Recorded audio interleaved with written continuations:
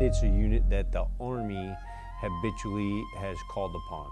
And in fact, throughout the brigade's history, that has proven to be the case.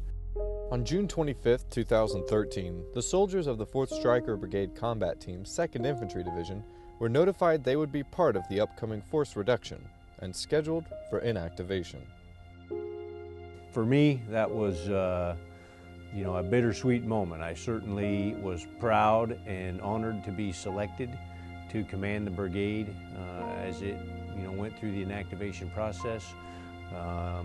But also it's painful, so it's very sad to see something that I helped to build and grow and deployed with, case the colors and move into history. Join us as we take a look back on the history of the 4th Stryker Brigade Combat Team, the Raider Brigade.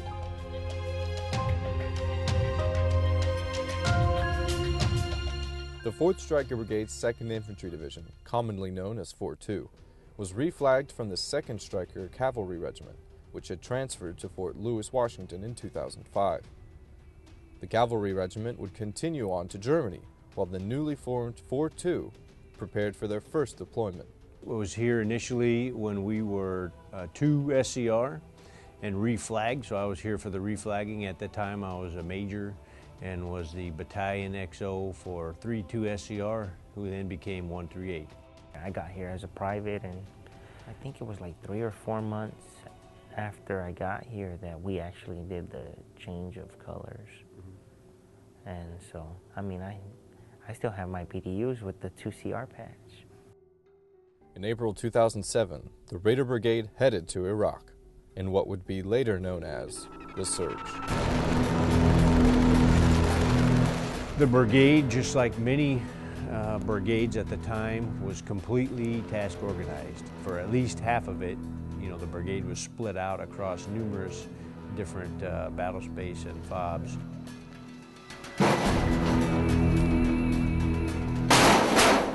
So even though we were a Stryker unit, we executed numerous air assault raids across the battle space, killed or captured over 200 high-value targets, and those were impressive.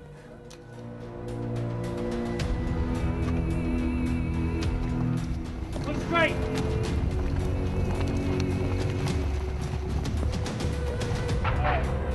All that gallon, be advised. Fire from that day.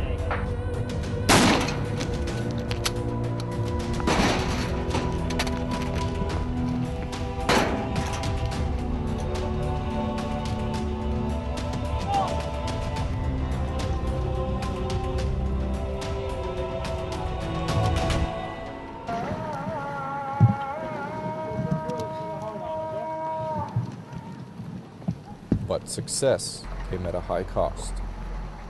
The brigade's first deployment was its most devastating. 55 soldiers lost their lives in the first deployment alone. Yeah, that first deployment it took a lot of lives. That it did do. After completing their mission and returning home, 4-2 began a reset period that only lasted 6 months, because on March 1st, 2009, the brigade was formally notified that it would be accelerated and again deployed to Iraq in the fall of the same year.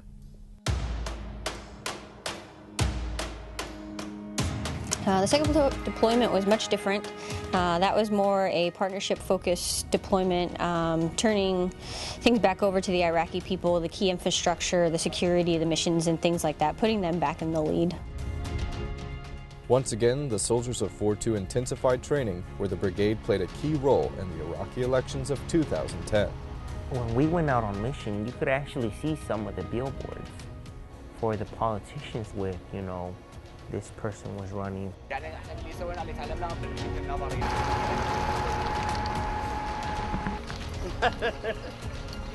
It was on this deployment that the 4th Stryker Brigade Combat Team, 2nd Infantry Division embarked on one of the most defining moments in the unit's history, a 360-mile tactical road march from Baghdad to Kuwait, known as the Last Patrol.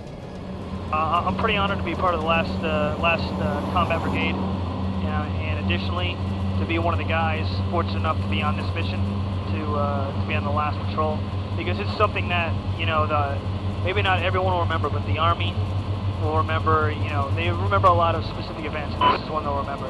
They'll remember that 4th Brigade, 2nd Infantry Division drove their Strykers out of Iraq.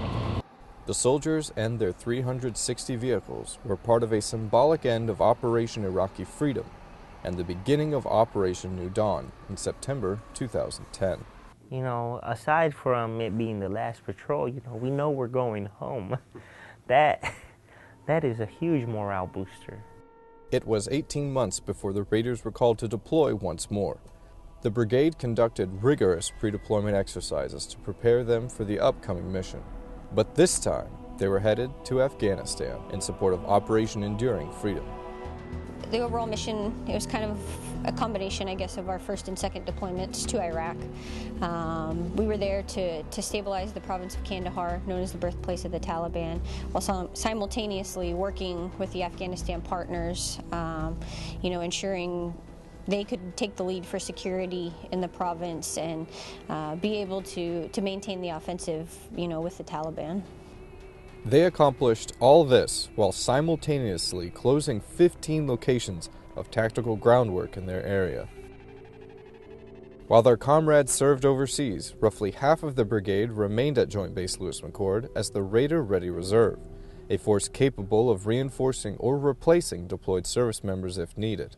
After 9 months and following its transfer of authority with the 2nd Stryker Cavalry Regiment, the Raider Brigade formally uncased its colors on September 11, 2013 on Joint Base Lewis-McChord. 4 days later, the city of Lakewood, their community connector, hosted a welcome home parade for the soldiers of the brigade and their family members. On June 25, 2013, 4-2 received notification that it will be among the 12 brigade combat teams to inactivate over the next 5 years. In response, the Raider Brigade conducted massive logistical operations, moving thousands of pieces of equipment and personnel. In March 2014, the battalions of the Raider Brigade would reflag as the 1st Stryker Brigade Combat Team, 4th Infantry Division located on Fort Carson, Colorado, as the brigade formally inactivated on Joint Base Lewis-McChord.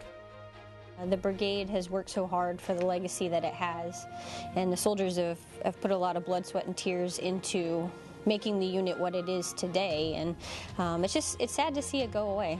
It's a unit I won't soon forget, that's for sure, and something I'll always remember and take with me. Throughout the deployments, I've experienced every aspect of my job, and you know, whether it was good leadership or bad, it's molded me into the leader I am now. Because you know, you need those bad experiences to know what not to do. Just like you need those good leaders to know what footsteps to follow. And 4-2 has provided that.